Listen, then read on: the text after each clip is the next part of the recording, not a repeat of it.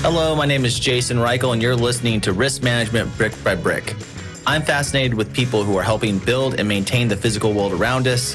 On each episode of this podcast, we'll dive in with a risk manager, speak to them about how technology plays a role in this process. Our guest for today's episode of Brick by Brick is Mike Flynn. Mike is a corporate safety director at Barnard Construction Company. He specializes in heavy civil construction projects. He has a history all throughout the construction industry. I found it very practical and tactical. Let's get to Brick by Brick. Thanks for joining.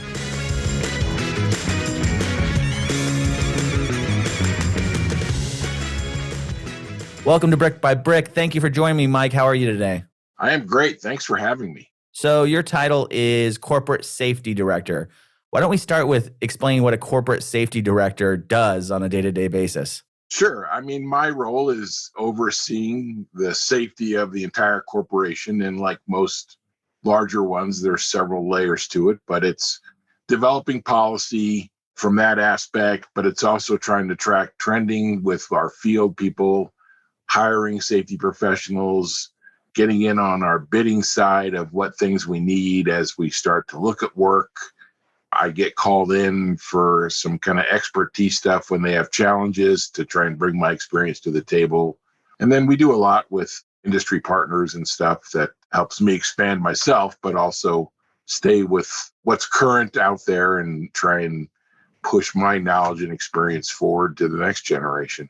I love the layers concept, right? Because in a business, you need that connective tissue between the layers to make sure that's all working together. When you have a business where people, especially in construction where you are, you have people who are specialists, who are very specific at their jobs, and you need that generalist to sort of go through all those different layers and tie everything together and make sure, much like a conductor does in an orchestra, conduct and make sure all those processes are being followed and that you're building those processes. How much of your job is risk science, so to speak, and how much of it is the art of communication and collaboration with individuals?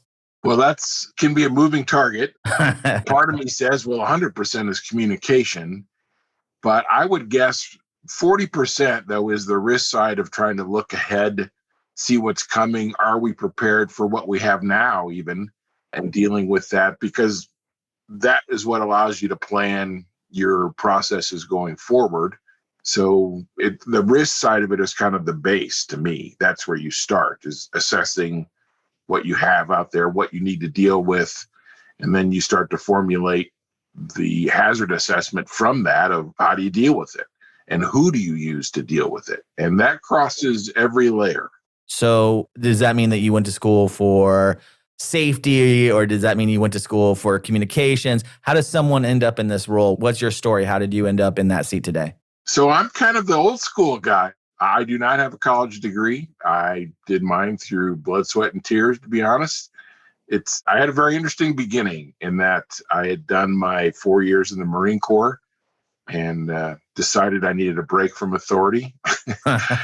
So you became the authority, essentially? Eventually, yeah. But I mean, I just grew up in the Midwest. The Midwest was pretty stagnant in the early 80s. Had a sister in Phoenix, so me and my best friend moved out there and just started working construction jobs, and one thing led to another. And then I actually was at dinner with a friend of mine who owns an engineering construction company, and we were talking about changes in OSHA. I just happened to be abreast of that kind of stuff. I actually had a maintenance company, so you kind of had to be up on the regulations. ADA was brand new, all that kind of stuff. Right. And we were talking about it, and this guy's a big 6'10" Sicilian, really deep Italian accent named Tony Sametta. And he called me up about a week after that and said, "What are you doing?" And I said, "Well, I'm getting ready to do whatever." And he goes, "No, Michael, what are you really doing?" And I kind of sat back and said, okay. And anyway, he took me to lunch and said, "This is what I need. I need a safety person for my company. You have the aptitude for it. You take the schooling that you need. Are you interested?" And I said, yeah. So that was 30 years ago. Tony treated me great. And when I kind of outgrew, because his was a smaller company, when I outgrew that, I was able to become a safety manager for Granite Construction down in Tucson. I did the Arizona area, and then that actually became a region. So it was Arizona, New Mexico, West Texas. I did that almost 17 years. And 10 years ago, I was offered the opportunity to take the corporate safety role here at Barnard. And that's where I've been. And it's been a great career. Yeah, it's fascinating. Do you find that because you did the job at some point in your career, that gives you a level of credibility with the people that you work with because you have a deeper understanding of that? Or it's something that sometimes when I'm talking to risk managers or people who are in safety in other areas, some view that coming from the industry and having learned the job is really beneficial, and others feel like you have to be curious, but it's not really a necessity. Where do you come down on that conversation? That's an interesting question because when the reality is I use that knowledge every day. And the fact that I can relate to what they're dealing with in the field. And now I'm of the age where I can say, back in the day, we did this. And people respect that because I do understand. I mean, I was a laborer for 4 years. I am very familiar with the end of a shovel. Yeah. So they are surprised when they first meet me to kind of hear that background of what's kind of a blue collar mentality a little bit. But it also allows me to say, look, I understand what happens to you as you go through your career and the wear and tear on your body. Let's look forward and see what you can do to help save your own body, save yourself, because that's the risk management side of how do you get from A to B over a 30-year span and still be healthy at B. A really, really valid point. A lot of times we talk about risk management or these other kind of elements, and it's really about opportunities for the business. It's really interesting to bring in the human element, which is people are living longer. This is some people's career, right? And how do we create safe environments for them to work in where the business can thrive and also they can thrive in having grown up with construction.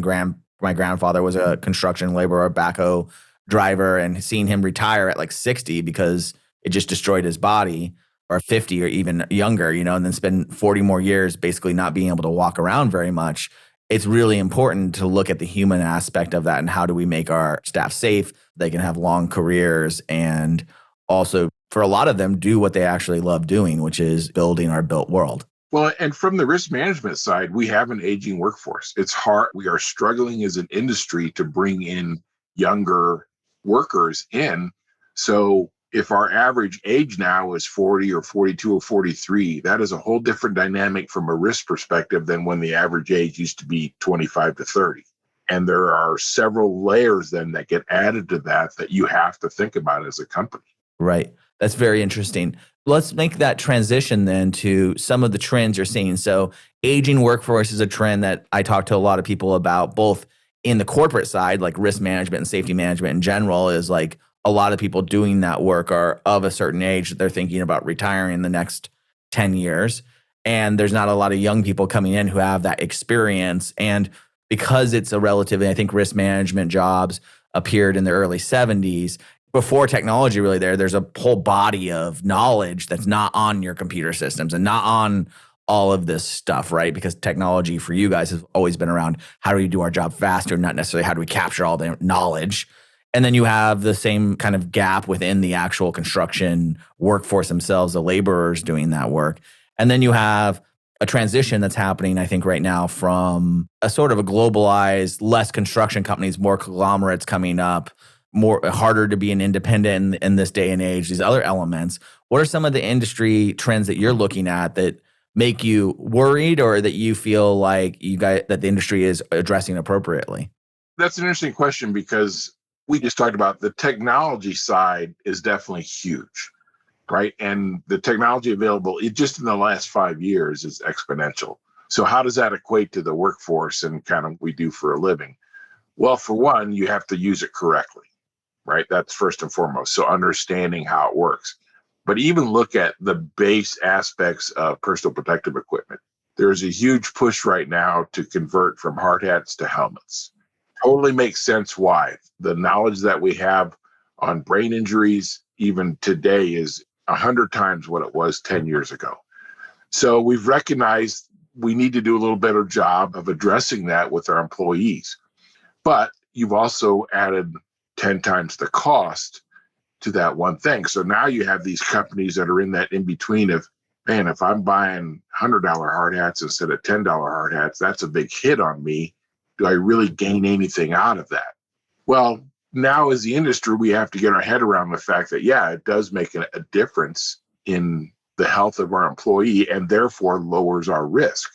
But those are battles that are hard won because you have to kind of see it in action. Right. It's like after the claim happens, then it's like we have to get the $100 hard hats. Exactly. But before, it's an uphill battle. Is that because the industry still, from like a winning a job perspective, is the decision makers that be who choose construction companies to build them are still primarily looking at different construction companies as commodities based on bid price and other things like that, and not taking in the risk that they're associating with different organizations? Is that coming into play during the bidding process for, say, a job? Do people hiring construction firms care about safety record and compliance and ability to actually understand subcontractors? Are you seeing more sophisticated buyers out there, for lack of a better word? Absolutely. And that's where risk management has had a big part in the industry change. 20 years ago, the one factor that everybody talked about was your experience modification rate, right? So what is your EMR? And then it became, well, how many lost time injuries do you have? Because those are the expensive injuries, right? Well, how about how many injuries you have overall? And now we're breaking down, well, let's talk about your serious injuries besides your regular injuries. And you're still trying to address to what degree are you protecting your people, or what that equates to is how much do we need to have in the kitty to make sure we cover those costs? Because our goal is absolutely zero, but the reality is that's a very difficult goal to achieve.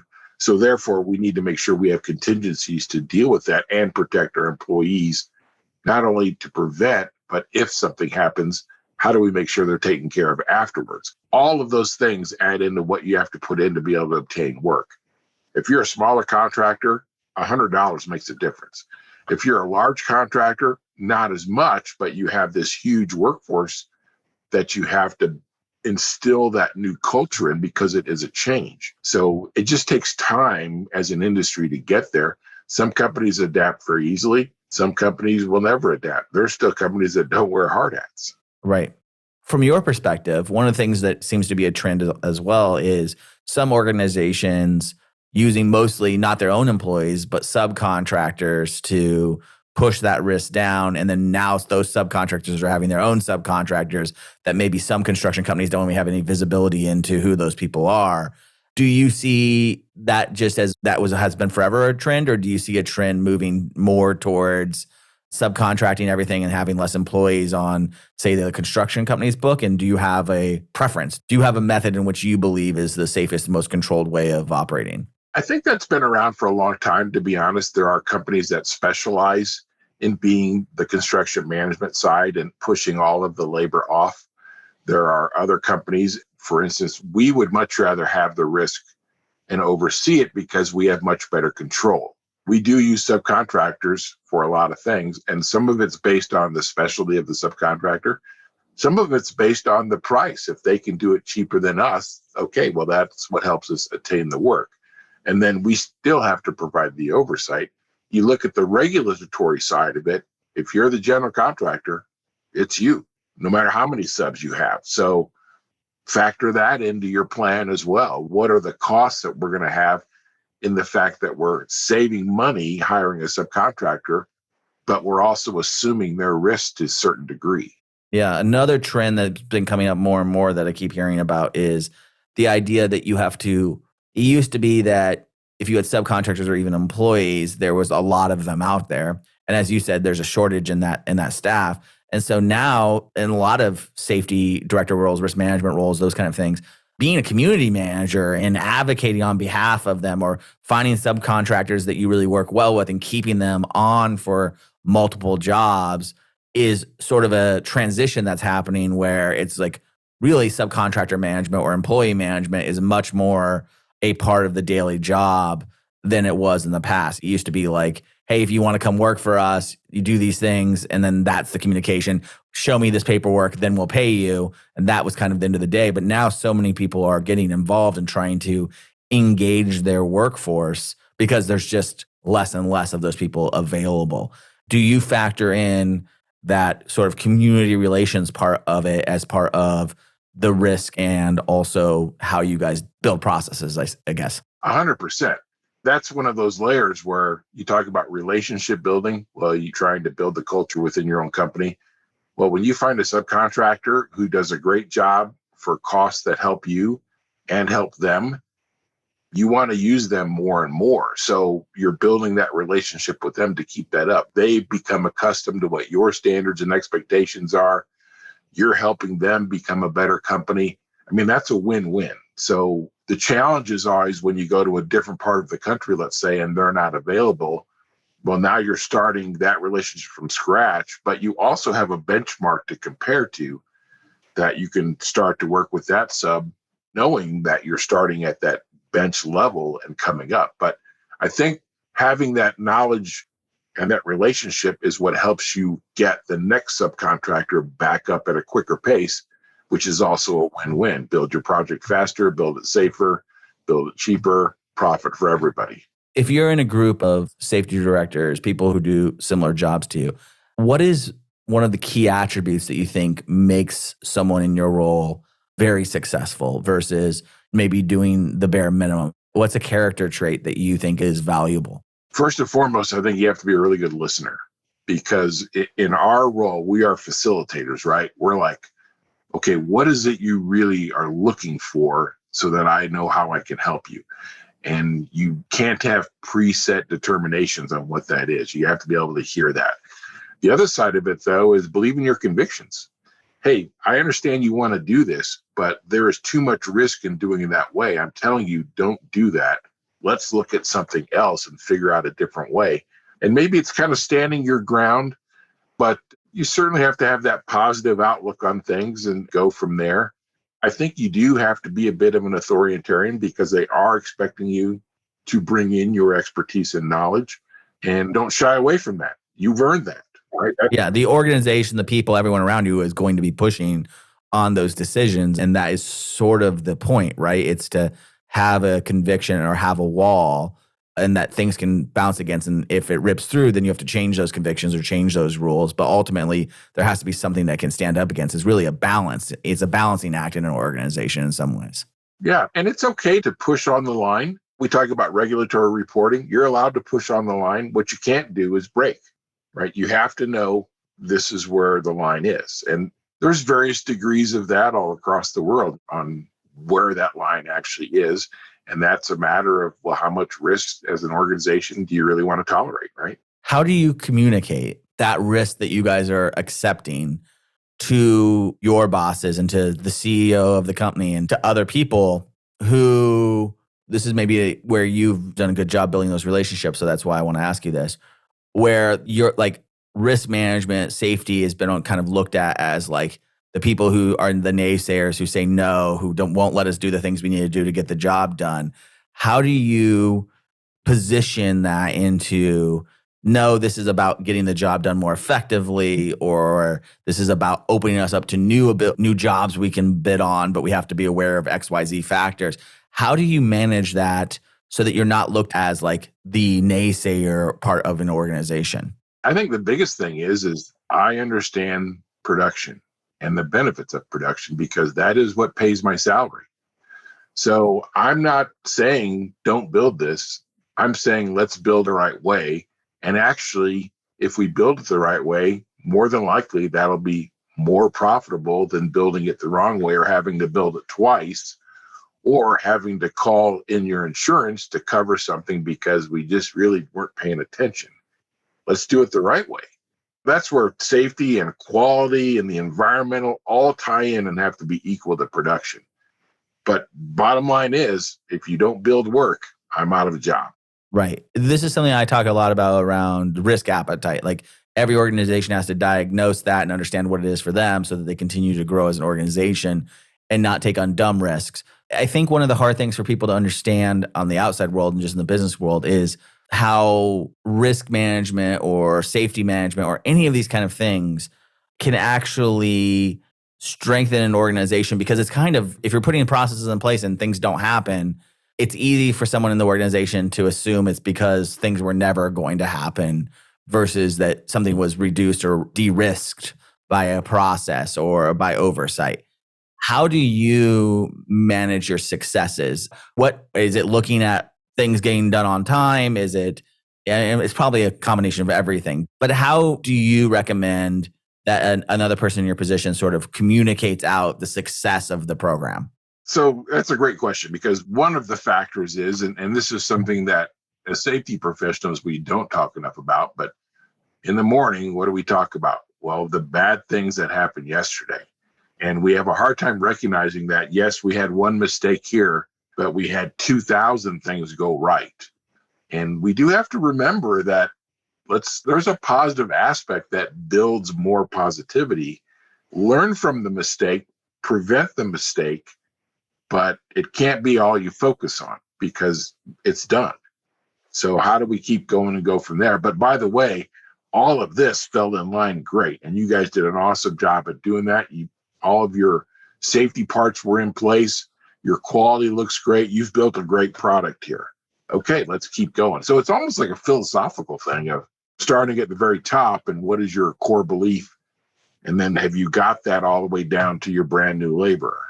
Yes, right. Yeah, I love that. I love the idea that like it's also about communicating the wins the team has, not just the learns and changes that they need to implement on next or that you need to process into new procedures or risks. Last question I have for you is around anyone that's listening who maybe is thinking about getting into the industry or who's young in the industry. We talked about listening, but what are some of the pieces of advice that you give to someone when you're at a conference and you're talking to them over drinks? What is some of the key advice to make sure that you have a long career and a successful career in this industry? So I kind of focus on two things. First, especially new people coming in, you have to remember safety is about two things. Number one is people. Okay, that's the driver, and that's every part of what we do, whether it's production, environmental, quality, whatever. It's still about people. And with that, remember, there are no secrets in construction. Whatever happened, it's going to be known about. If you're doing something that you don't want somebody to know about, you shouldn't be doing it. It is amazing how often that happens.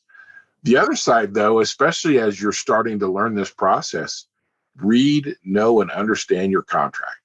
And that is at so many levels of, as a safety professional or risk manager, well, they can't be doing that. My first question is, well, what's the contract say? You have to understand the legal relationship that you have on what you can and can't do.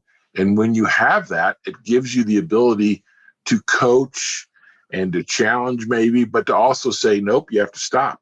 Now you're going outside of what we should be doing. And that, I think, is a huge part of getting to understand how our industry works in general, because everything's based on contracts. Right.